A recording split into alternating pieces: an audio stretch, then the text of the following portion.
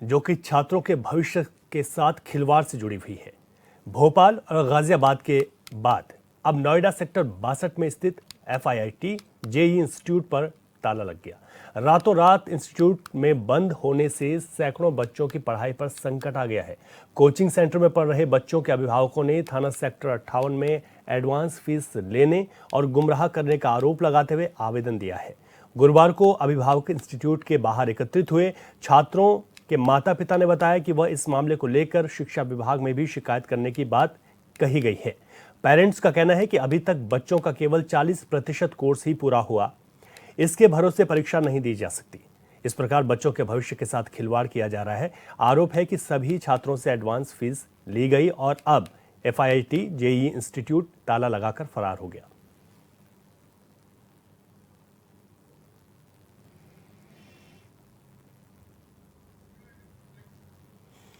तो इंस्टीट्यूट बंद होने से भारी नुकसान हुआ है छात्रों को। पहले भोपाल और गाजियाबाद में इंस्टीट्यूट बंद हुए, अब यहाँ पर नोएडा में भी ये देखा गया। अब सेक्टर नोएडा के नोएडा के सेक्टर 62 में स्थित FIIT JEE इंस्टीट्यूट में ताला लग गया।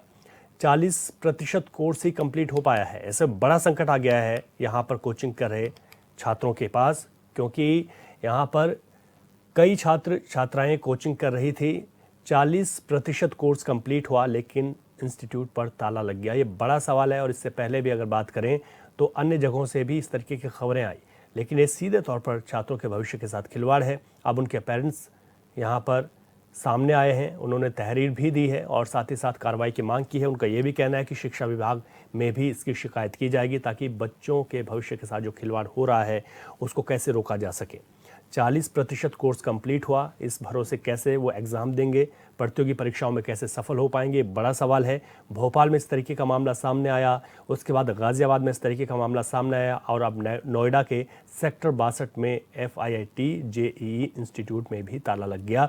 और यहाँ पर बच्चों का ये कहना है साफ तौर पर कि उनके भविष्य के साथ खिलवाड़ हुआ है, जबकि फीस एडवांस में ले ली गई है। अभी इस तरीके की जो खबरें आ रही हैं सामने कि जो कोचिंग संस्थान हैं, अगर उनमें इस तरीके से अचानक ताले लग जाते हैं तो इस पर जिम्मेदारी किसकी है, कार्रवाई कैसे होगी, ये बड़ी इस वक्त जिम्मेदारी तय हो जाती है प्रशासन की भी, शिक्षा विभाग की भी, और खासतौर पर जिनको कार्रवाई करनी है। और ऐसे में पुलिस को भी तहरीर दी गई है, तो किस तरीके से कार्रवाई होगी देखने वाली बात होगी। लेकिन भोपाल और गाजियाबाद में पहले इंस्टीट्यूट में ताले लगे और अब नोएडा के सेक्टर 62 में स्थित FIIT JEE इंस्टीट्यूट में भी ताला लटका हुआ मिला, जिससे अभिभावकों की चिंता, बच्चों की चिंता बढ़ गई है।